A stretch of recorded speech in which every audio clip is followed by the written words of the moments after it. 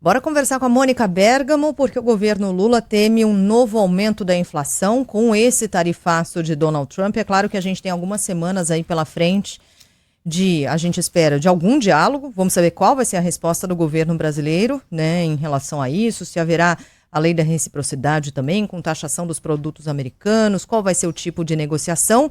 Mas é um fato que ontem a gente já teve dados da inflação que incomodam o governo, sem dúvida nenhuma, e agora com esse temor apurado aqui pela Mônica Bergamo nos bastidores, na conversa com integrantes do governo. Mônica, bom dia para você. É isso, Sheila. Bom dia a todos. O governo Lula teme que a sobretaxa de 50% aplicada pelo Trump sobre os nossos produtos vendidos nos Estados Unidos leve a um novo salto da inflação, né? Os índices de preços no Brasil, você estava comentando aí, saíram ontem os índices, ainda que eles estejam fora da meta, eles vinham caindo há 4 meses, Sheila, influenciados também pela queda consistente do dólar nesse mesmo período, né? Nesses 4 meses o dólar também caiu e a inflação caiu, né? De março a abril a moeda norte-americana caiu de R$ 5,68, cerca de 5,68 para cerca de 5,40. Foi uma queda grande e a inflação veio caindo junto. Agora, em um só dia, Sheila, em um só dia de crise com o Trump, todo esse ganho foi perdido diante do receio de uma escalada e de uma disputa prolongada entre os dois países.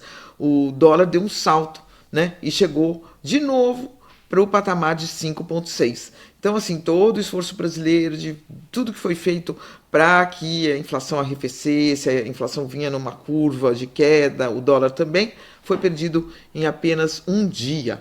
Então há um temor, Sheila, de que essa crise dure mais tempo do que o desejado. Aliás, o Brasil nem gostaria que essa crise estivesse acontecendo. E o que o Trump pede, Sheila, é uma coisa inegociável, porque o Trump não está pedindo negociação de tarifas, né? O Trump está pedindo que o Brasil se ajoelhe, que as instituições brasileiras se submetam completamente ao desejo dele de que o Bolsonaro não seja condenado e preso por tentar dar um golpe no Brasil, né? Então é quase um novo golpe, né, Sheila? Porque ele pede algo e força algo e chantageia com algo que não tem como negociar, né? Não tem nenhuma Chegar lá e racionalidade naquela carta, né? Não tem racionalidade, não tem uma nada. discussão racional possível e econômica possível, né? Não tem uma discussão econômica. Mas então há esse temor, porque as pessoas falam muito assim, não, mas a balança comercial do Brasil com os Estados Unidos representa 12% de todo o nosso comércio com o exterior. De fato, os Estados Unidos já não são mais aquele player na área comercial que eram antes. Porém, né, eu estava hoje cedo de novo falando com um economista do governo, tudo o que o nosso país compra é em dólar, né? Porque o dólar é a moeda do mundo. Por isso que muitos países querem sair do dólar e essa necessidade se impõe, mas isso demora talvez décadas. Então, como tudo que a gente compra é em dólar, se o nosso dólar aqui sobe, se o real se desvaloriza, tudo para a gente fica mais caro, né? Então, as pessoas, os empresários, os investidores de curto prazo e longo prazo, eles fogem do risco, né? Então, com a possibilidade de algo mais prolongado com o Trump, entre o Trump e o Brasil, que essas ameaças contra o Brasil sigam, começa a ter aquela insegurança, então todo mundo sai, né? Quanto mais sai, mais o real cai, menos atrativo ele fica para o investidor de curto prazo. O investidor de longo prazo pisa no freio, porque espera as incertezas, as coisas ficarem mais claras. Então, essa é a situação difícil que o Brasil está enfrentando. Quer dizer, se por um lado a balança comercial, com exceção de alguns setores que podem sofrer muito, outros é possível contornar, porque é possível redirecionar as exportações. Por exemplo, a Petrobras já vende a maior quantidade da sua produção para a China. Então, é possível redirecionar mercadorias, né? Estamos vendo que o Trump agora colocou 50% em cima do cobre do Chile, né? E o Chile respondeu dessa forma: olha, nós podemos vender para outras pessoas, vocês não, vocês precisam do nosso cobre, né? Então, em questões comerciais é possível redirecionar, mas a questão da incerteza que leva as pessoas a tirarem dinheiro do Brasil e fazem o dólar subir, e fazem a inflação subir, e fazem a incerteza aumentar ainda mais, isso é um problema aí grande que o Brasil talvez tenha que enfrentar se realmente o Trump mantiver essas ameaças, né? A gente já sabe que Sheila, o Brasil, é isso que você já tinha falado, apesar da inflação estar caindo, ela ainda estava alta, né? Em relação a alguns setores, por exemplo, o presidente do Banco Central foi no Congresso e mostrou uma lista de itens que estão com inflação superior a 6% ao ano. Sheila, são justamente os itens básicos, né, para todas as famílias.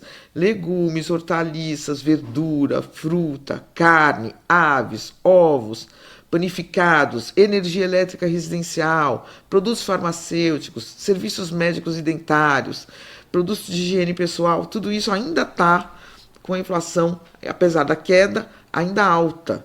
Então, quer dizer, ela vinha caindo, era uma notícia excelente, e agora essa ameaça do Trump de desorganizar um pouco aqui a nossa economia. Portanto, é algo que o governo está vendo com bastante cuidado, Sheila. E aí, dentro do governo, Mônica, você enxerga a possibilidade de o presidente Lula usar a presidência rotativa do Mercosul para tentar articular compensações a eventuais perdas com esse tarifaço, ou seja, negociações com outros países? A gente até chegou a mencionar aqui Japão, México, Canadá, enfim. Ainda assim, não é possível fazer com que isso represente o volume que representa a nossa relação comercial com os Estados Unidos, né?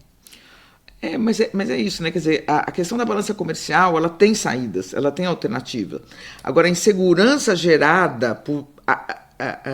quer dizer, a insegurança que investidores de curto e longo prazo podem sentir por causa de uma possibilidade de uma pressão prolongada do Trump contra nós, isso sim é algo que pode levar o dinheiro a sair e o dólar a subir, né? Não é exatamente a balança comercial. Eu acho que a balança comercial, sim, há alternativas que podem ser um pouquinho demoradas, mas sim há alternativas, né? O mundo é maior, bem maior do que os Estados Unidos. No caso do Brasil, os Estados Unidos representam 12% da nossa balança comercial. Mas tem esse outro efeito, que é o efeito da insegurança, que, como a gente viu, em um dia levou o dólar a subir tudo de novo, o que ele já vinha caindo.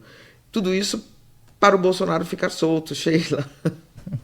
Agora, um exemplo claro disso que você falou sobre insegurança para negócios, né, Mônica, foi o episódio de ontem em que quase 60 contêineres carregados com 1.000 toneladas de peixe deixaram de embarcar para os Estados Unidos. E aí, quando a gente foi apurar a informação, eram produtos que estavam prontos ali para sair de portos na Bahia.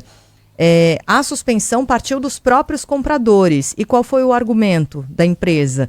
Que os clientes não sabem quanto vão pagar pelos pescados e aguardam uma definição sobre o tema. Então, tá vendo? Já é uma negociação paralisada nesse momento, né? Paralisada. E aí o que também pode ter o reflexo, quando você fala em investimento estrangeiro direto, né? Empresas que vêm investir no Brasil para produzir coisas aqui no Brasil que são vendidas para outros países, inclusive para os Estados Unidos. Então, Sheila, imagina assim, né? Você, Sheila, vai abrir uma empresa e 20% você vai vender para os Estados Unidos. Aí você fala, não, peraí, eu vou parar, não é que eu vou deixar de investir no Brasil, mas eu vou botar um pé no freio até que isso se fique claro, né? Vai ser tarifa de 50% mesmo? Eu vou conseguir vender para os Estados Unidos? Não, eu não vou conseguir vender para os Estados Unidos. Então eu vou diminuir um pouquinho meu investimento aqui, vou fazer uma empresa que venda para outros lugares ou que venda no mercado interno, mas tudo começa a ficar mais inseguro, pouco claro, incerto.